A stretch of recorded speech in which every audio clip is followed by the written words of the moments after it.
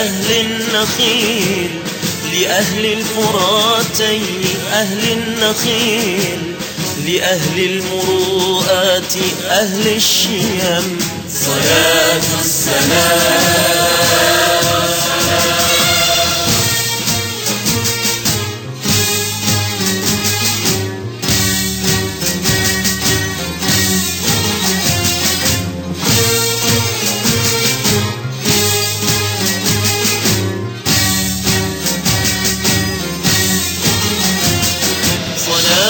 السلام لدار السلام على الجانبين وللمرتسم،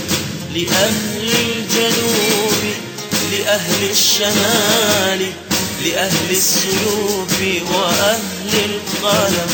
صلاة السلام لدار السلام على الجانبين وللمرتسم، لأهل الجنوب لأهل الشمال،